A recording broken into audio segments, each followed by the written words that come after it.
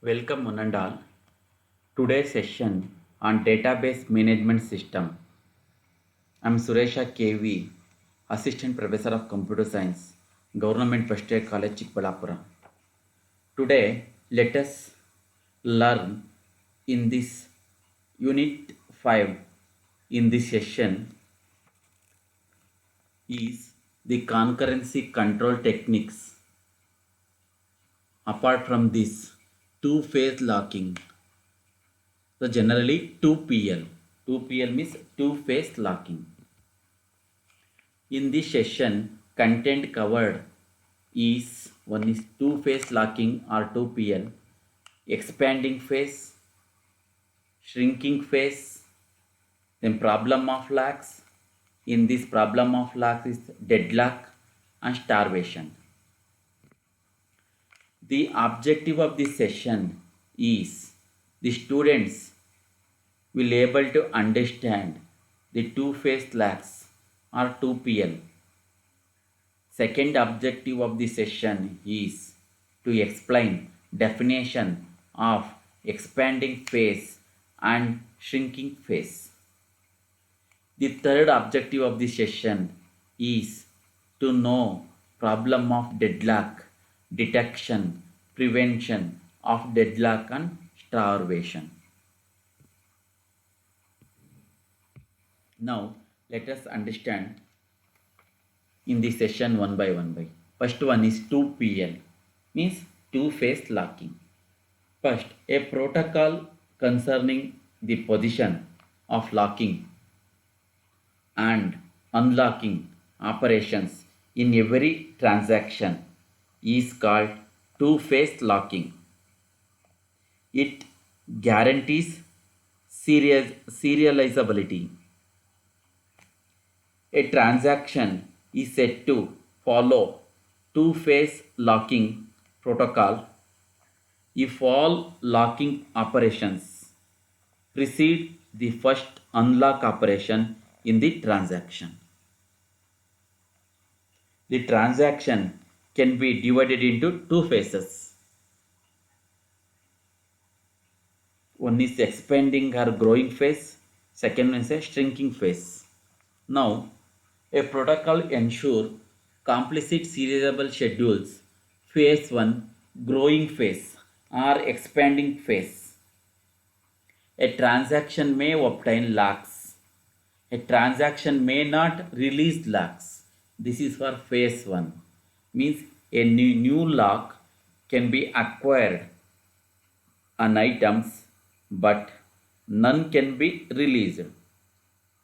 Upgrading of locks can be done during this phase. In another phase, phase number 2, shrinking phase. In a shrinking phase, existing locks can be released, but no new locks can be acquired. Downgrading of locks can be done in the shrinking phase. In the phase 2 shrinking phase, transaction may release locks, transaction may not obtain locks. This guarantees serializability. However, it may limit the amount of concurrency that can occur in a schedule. This is because a transaction T may not be able to release an item X after it is through using it if T must lock an additional item Y later on, or transaction T must lock the additional item Y before it needs it so that it can release X. Hence, X must be locked by transaction T until all items that the transactions need to read or write have been locked. Only then can X be released by transaction T. Meanwhile, another transaction seeking to access X may be forced to wait, even though transaction T is done with X.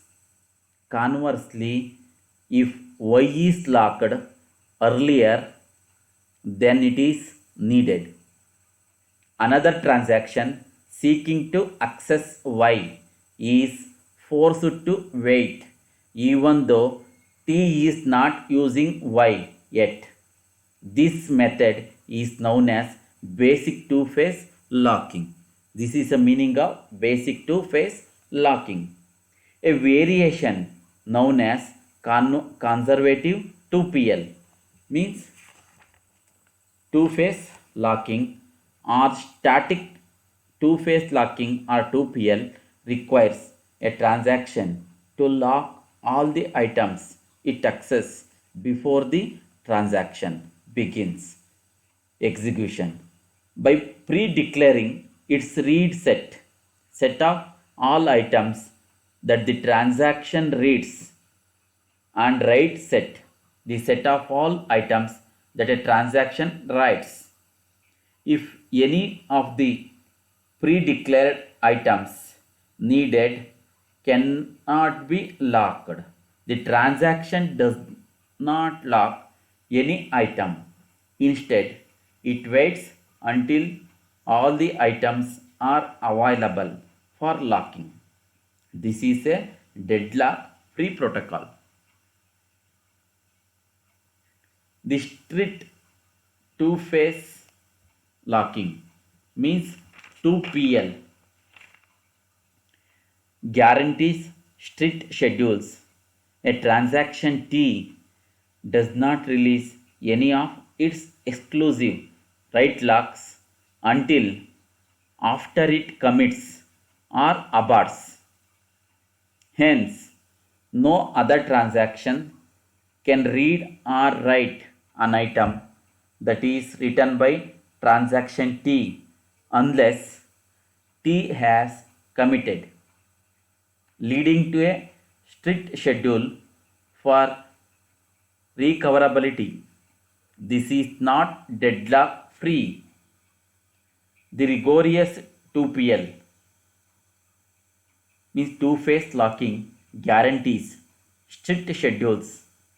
A transaction T does not release any of its locks, exclusive or shared, until it commits or aborts. It is easier to implement this than strict two-phase locking or 2PL. The transaction is in its expanding phase until it ends. In basic, a transaction lock data items incrementally. This may cause deadlock with dealt with. Conservative prevents deadlock by locking all desired data items before transaction begins execution. Strict two-phase locking.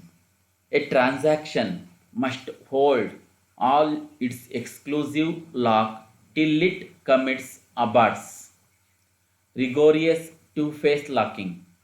It is even stricter here. All locks are held till commit abort.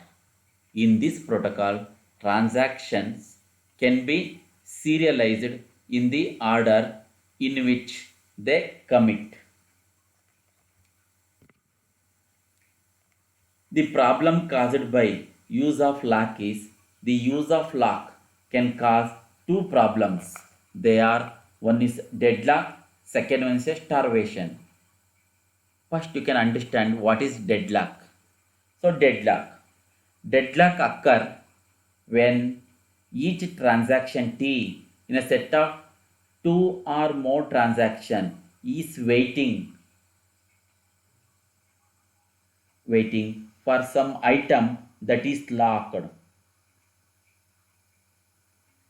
by some other transaction T in this set.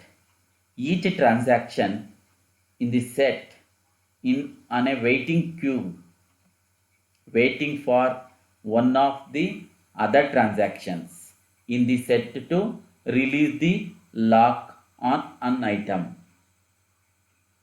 In deadlock occurs when each transaction T in a set of two or more transactions is waiting or some item that is locked by some other transactions.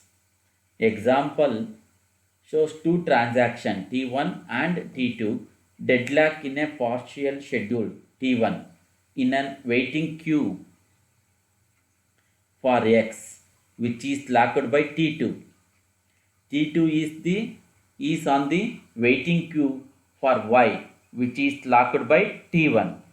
Neither T1 nor T2 nor any other transaction can access item X and Y.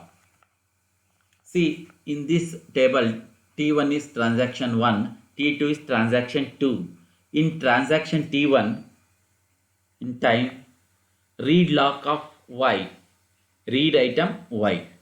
In transaction 2, read lock Y, then read item Y. Then transaction T1, write lock of X, then transaction 2, write lock of Y. This partial schedule of T1 and T2 in a state of deadlock, how it will occur in a partial in a transaction T1 and T2 state of deadlock shows in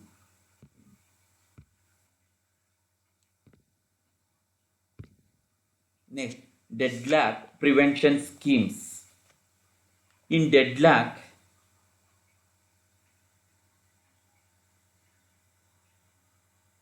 prevention control used in conservative two-phase locking requires that every transaction should lock all the items it needs in advance. If any of the items is not obtained, then the transaction waits and then tries again to lock all the items. Another protocol involves ordering all the items in the database and making sure that a transaction that needs several items will lock then according to that order. It is not practical to know the chosen order of the items. Another deadlock prevention scheme uses the concept of transaction timestamp TS of T, which is unique identifier assigned to each transaction. Timestamps are based on the order in which transactions are started. There are two schemes used are one is wait die, second one is wound wait. There are two deadlock prevention schemes. One is a wait die scheme, second is a wound wait scheme. Suppose the transaction Ti tries to lock an item X but is not able to because X is locked by some other transaction Tj with the completing lock. Wait die scheme. In this wait die scheme, non-primitive older transaction may wait for younger one to release data item. Older means smaller timestamp. Younger transaction never wait for older ones. They are rolled back instead. A transaction may die several times before acquiring needed data item. This is wait die scheme. Next deadlock prevention schemes, wound wait scheme. In this wound wait scheme is opposite to the wait die. That is non-primitive. This wound wait scheme is a primitive. Older transaction wounds force rollback of younger transaction instead of waiting for it. Younger transaction may wait for older ones, may be fewer rollbacks than wait day scheme. This is what deadlock prevention schemes. A deadlock detection and timeouts. See, in wait and die scheme, if Ts of Ti less than Ts of Tj, then Tj is older than Tj. Tj is allowed to wait. Else, Ti younger than Tj, abort Ti so that Ti dies. Restart it later with the same timestamp end if. In wait die, an older transaction is allowed to wait on a younger transaction, whereas a younger transaction requesting an item held by another older transaction is aborted and restarted. A transaction wait on younger transaction, so no cycle is created. Wound weight scheme. In this wound weight scheme, if Ts of Ti less than Ts of Tj, then Ti is older than Tj. Abort Tj, Ti wounds Tj. Restart later with the same timestamp as Ti younger than Tj. Then Ti is allowed to wait end if. A younger transaction is allowed to wait on older one. On older one,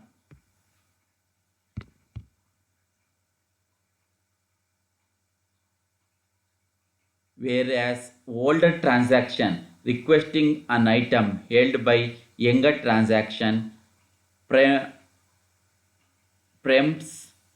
the younger transaction by aborting it. Transactions only wait on older transaction, so no cycle is created. Both the schemes abort the younger of the two transactions that are involved in a deadlock. Another group of protocol that prevent deadlock are no waiting algorithm. Second one is cautions waiting algorithm. There are two protocol. One is no waiting algorithm. Second one is a caution waiting algorithm. Now, in deadlock detection can be described by wait for graph, which consists of a pair of G is equal to V comma E. This is a graph definition. Then graph G is equal to vertices and edges. That is V comma E. V is a set of vertices. All the transaction in this system. E is a set of edges. Each element in an ordered pair T of I to T of J. Timeout based schemes. A transaction wait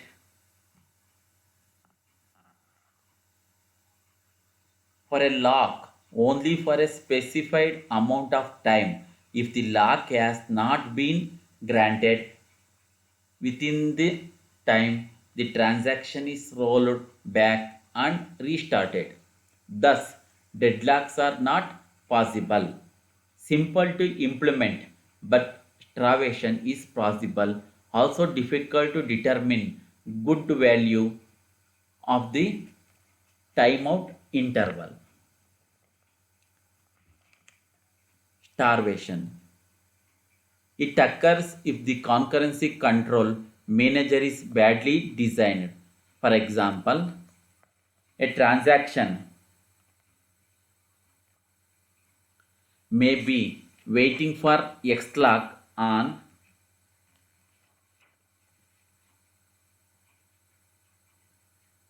item while a sequence of other transactions request and are granted on S lock on the same item.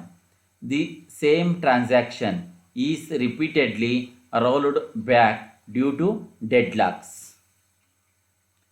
Wait for graphs. That is a information. Node is created. In starvation also occurs when a transaction cannot process it for an indefinite period of time, while other transactions in the system continue normally. This happens when some transactions have a priority over others and there is unfair weighting scheme for locked items. Starvation can also happen when an algorithm select the same transaction and victim repeatedly, thus causing it to abort and never finish execution.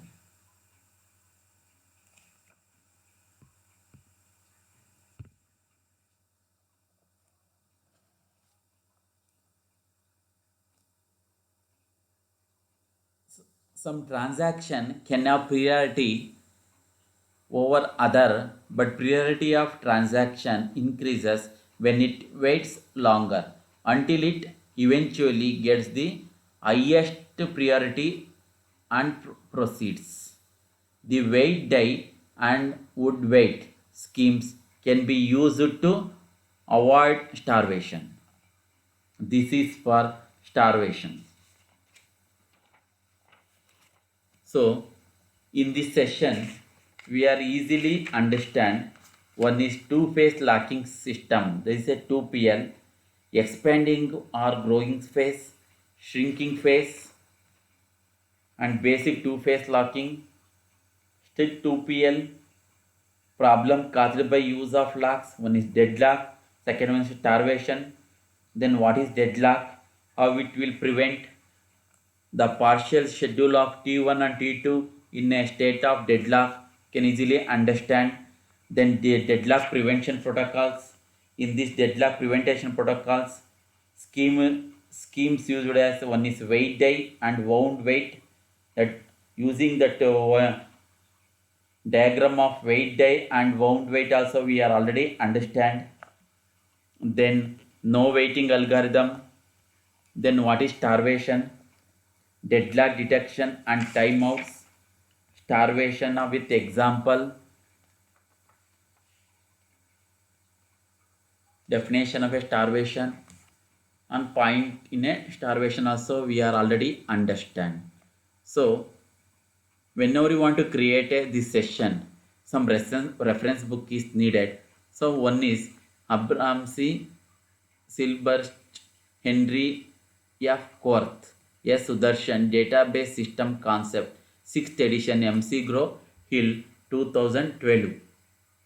Then second one is CJ Date, Introduction to Database Systems, 8th edition, Edition Wesley.